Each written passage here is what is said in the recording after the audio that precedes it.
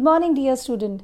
Welcome once again to the SRBPS online classes. Today we are going to discuss the formula for calculating the compound interest and the amount in the case of compound interest. Right? So as you can see, I've already written the principal I will take as 1000, rate 10% per annum compoundedly, and time period would be 3 years. The same example that we have taken in our previous class.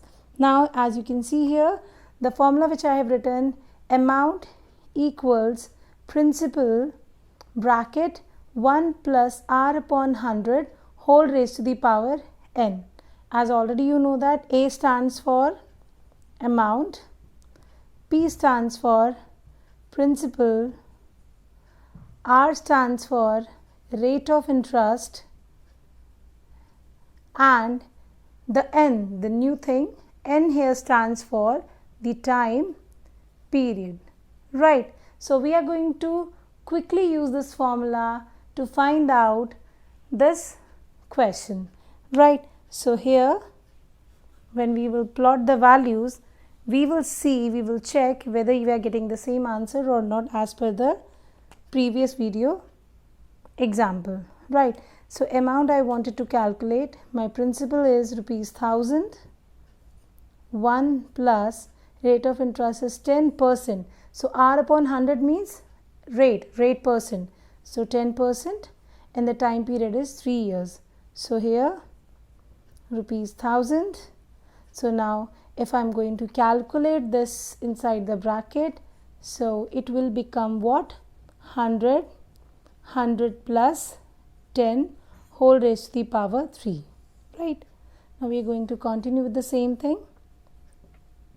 ₹1000 multiply 110 upon 100 raised to the power 3. Now we will open the bracket and we are going to write it 3 times. Multiply 3 times. Now if anything is cancelable, we will cancel it. 2 zeros, 1 and 1.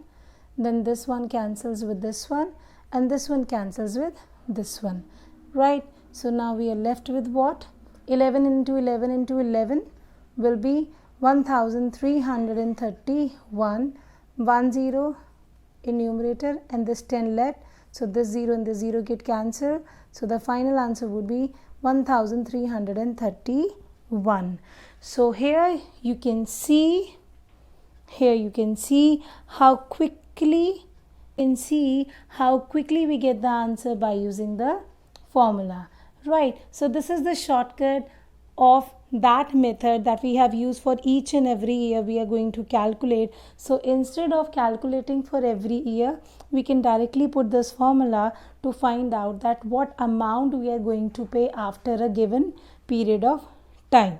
Now if you wanted to know what is the compound interest in this case, so simply what we will do, you know that we will subtract the principal amount from the amount to get the compound interest, that what cost is being paid for using that ₹1000. So let's see how we are going to find it.